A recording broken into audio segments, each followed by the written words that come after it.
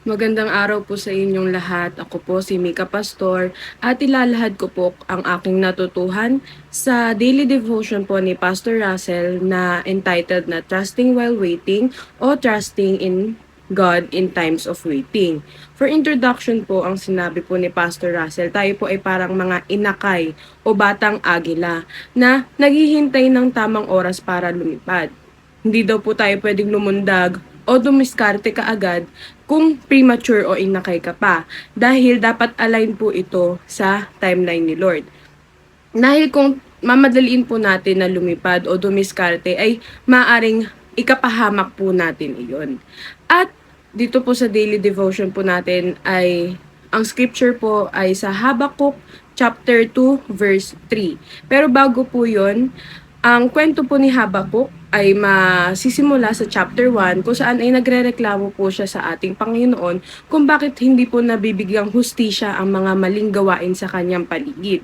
At sa Habakuk chapter 2 naman verse 3 po, ito po ang sagot ng Diyos kay Habakuk.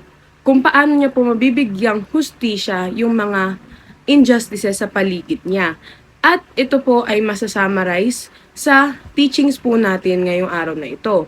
So, ang unang teaching po na sinabi po ni Pastor Russell ay God might seem slow or delayed.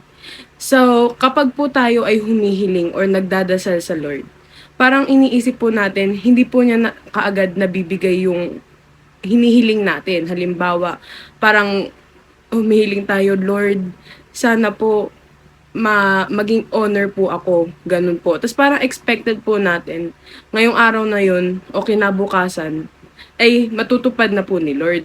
Pero, hindi po ganun yun parang umaksyon.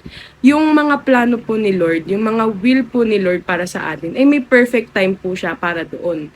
Ang answers po kasi ni Lord sa prayers natin is either no, yes, but not now, or yes talaga po.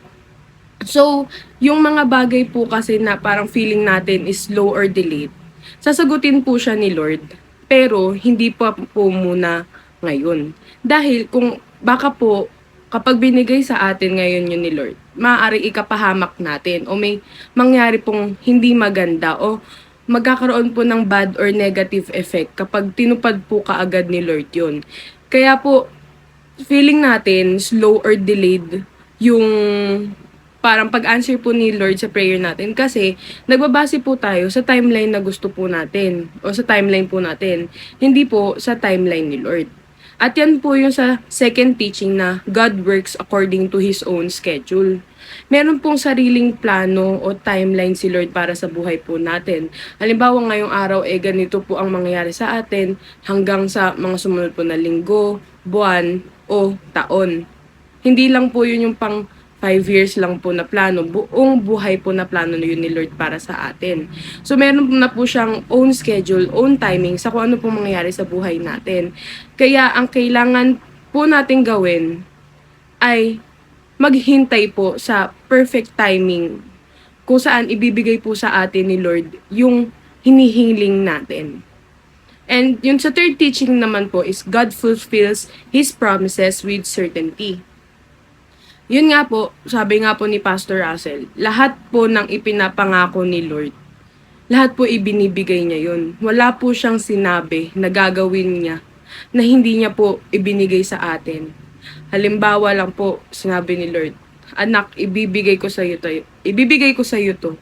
Anak, hahayaan o i-guide kita para matupad mo yung pangarap mo.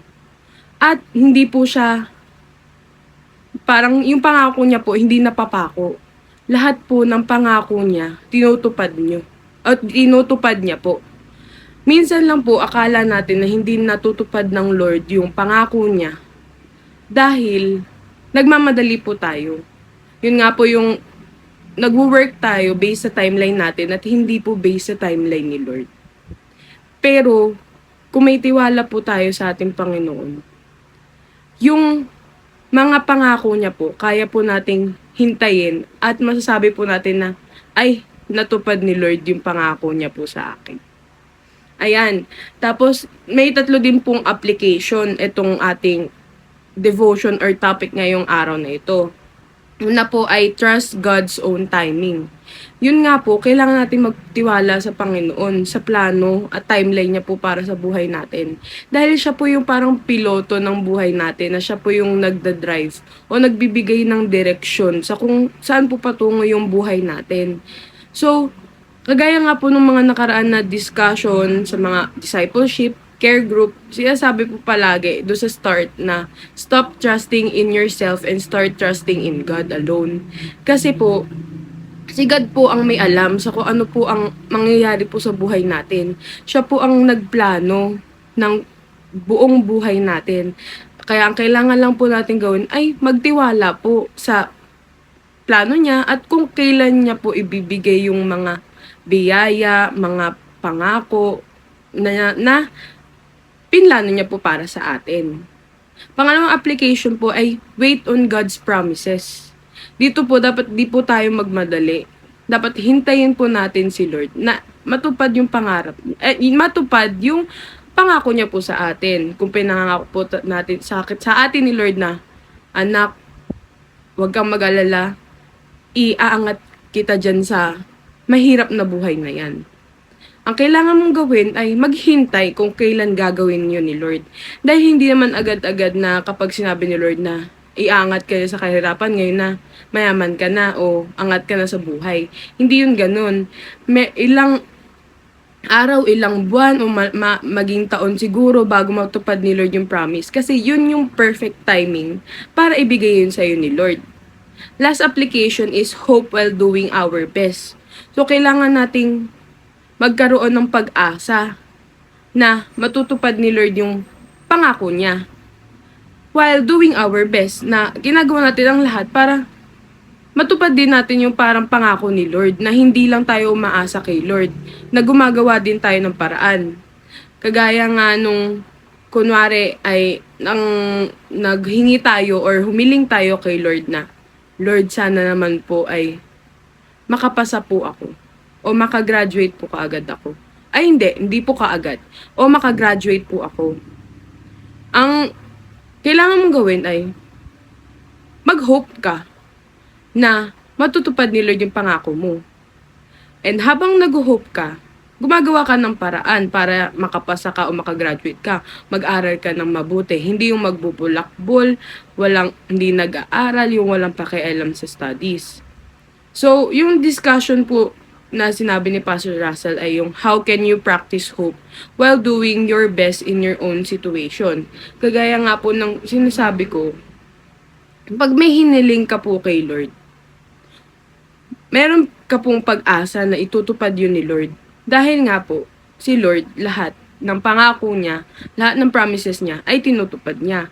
Pero dapat hindi po tayo umasa doon. Dapat kumilos din tayo para matupad po yun. Dahil hindi lang po palagi kay Lord. Dapat may cooperation din po natin tao. So, yan lang po ang aking ilalahad tungkol sa devotion natin ngayong araw na trusting while waiting or trusting in God in times of waiting. Yun lamang po at maraming salamat.